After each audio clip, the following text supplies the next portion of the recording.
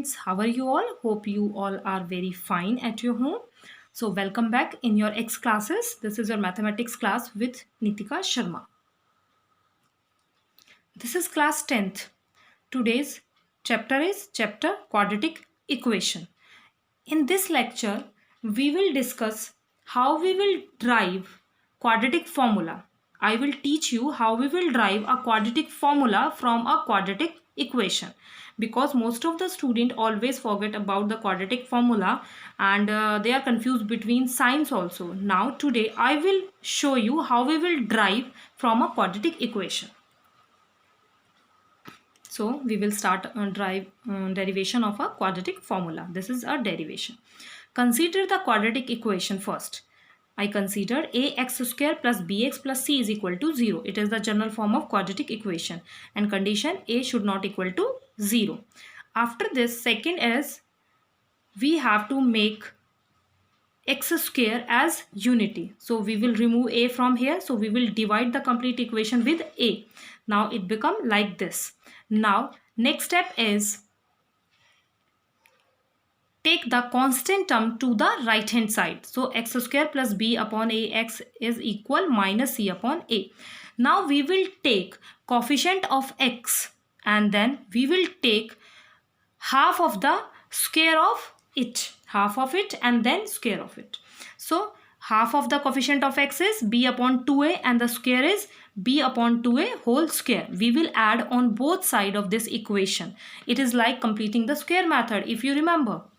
So student, after adding on both sides the half of the square of coefficient x, so now it become b upon a change into with 2 into b upon 2a. How it will change? We will multiply and divide with 2. After, now we will make left hand side as a complete whole square. It is a square plus b square plus 2ab. So it become a plus b whole square and take LCM and solve it right hand side. After this we will take square root on both sides. You know it very well. When we will take square root with square, then it will cancel out each other. So x plus b upon 2a and then it become plus minus under root b square minus 4ac upon 4a. This is the next step. We will shift this number to the right hand side. Now it become minus b upon 2a. When we will solve square root in this 4a square is coming out from the square root because square root of 4 is 2 and a square as a. So minus b upon 2a plus minus square root b square minus 4ac divided by 2a. Now we will take LCM. So x is equals to minus b plus minus divided by b square minus 4ac. Divided plus minus root b square minus 4ac divided by 2a. So first of all we will take positive here and then negative. These two are the root of given quadratic equation. We can write b square minus 4ac is equal to capital D, which we called as discriminant. This is discriminant. With the help of discriminant we can find the root, nature of the root of the quadratic equation. So students, quadratic equation this has real roots x and y. So we have two roots alpha and beta. Alpha and beta in the form of b coefficients and discriminant d. So students, for understanding properly these roots we will solve an example. So this is your example. Example is 9x square plus 7x minus 2 is equal to 0. Find the roots.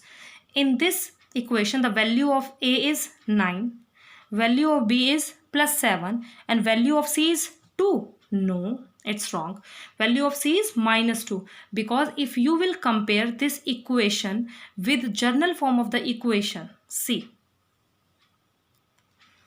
a 9x square ax square. So value of a is 9 plus value of b is 7 and then we have plus c and we have minus 2 here. So value of c is minus 2. Now what is alpha? Minus b plus root d divided by 2a. Put the values. First of all we have to find the value of d, which is b square minus 4ac. Put the value of a, b, c here and solve it.